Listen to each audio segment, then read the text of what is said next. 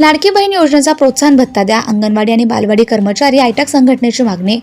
महाराष्ट्र शासनाने राबवलेल्या मुख्यमंत्री लाडकी बहीण योजनेअंतर्गतचे गावातील महिलांचे अर्ज भरून ऑनलाईन करण्याचं काम अंगणवाडी सेविका, बालवाडी आणि मदतनीस यांनी मिळून पूर्ण केले. त्यावेळी महाराष्ट्र शासनाने प्रोत्साहन भत्ता म्हणून 50 रुपये प्रति फॉर्म मोबदला देण्याचं जाहीर केलं होतं. याबाबत यवतमाळ जिल्ह्यातील इतर सर्व बालविकास प्रकल्प अधिकारी कार्यालयाकडून प्रोत्साहन भत्त्याची वाटप करण्यात आली आहे.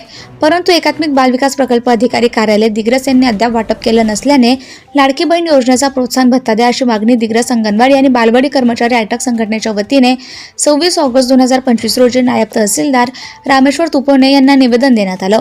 एकात्मिक बाल विकास प्रकल्प दिग्रस यांच्याकडे प्रोत्साहन भत्त्याचा निधी एप्रिल 2025 रोजी प्राप्त झाला असून अद्यापपर्यंत वाटप करण्यात आलं नाही.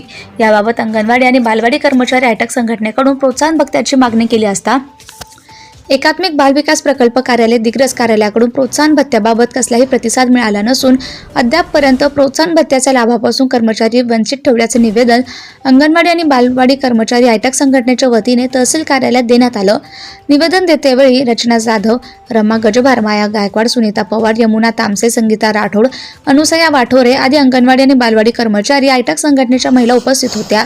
DN न्यूज मराठीसाठी दिग्रसवरून आमचे प्रतिनिधी अमीन कलरवाला यांची रिपोर्ट. आम्ही अंगणवाडी बालवाडी कर्मचारी युनियन आयटकच्या वतीने तहसील कार्यालयामध्ये आलेलो आहे. तहसीलदार आणि तहसीलदाराच्या थ्रू कलेक्टरला निवेदन द्यायला.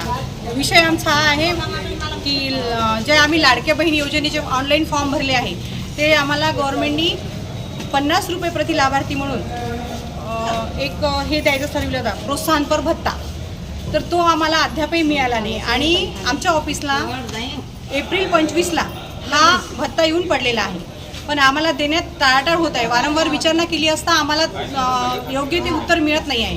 आणि ते काम केल्यानंतर लगेच आता मातृवंदनेचं काम आमच्याकडे आलेलं आहे. आम्हाला केलेल्या कामाचाच मोबदला मिळत नाही आहे. तर आम्ही आमच्या पोटतिडकी आमच्या सगळ्या भगिनी गरीब घरच्या आहे, सगळ्या मानधनावर आहे, मानधनही वेळेवर होत नाही आणि केलेल्या कामाचा सुद्धा मोबदला मिळत नाही. तर आम्ही काय करावं ह्यासाठी आम्ही आज इथे निवेदन द्यायला आलो आहे तहसीलदार साहेबांकडे. Subscribe now and press the bell icon. Never miss an update.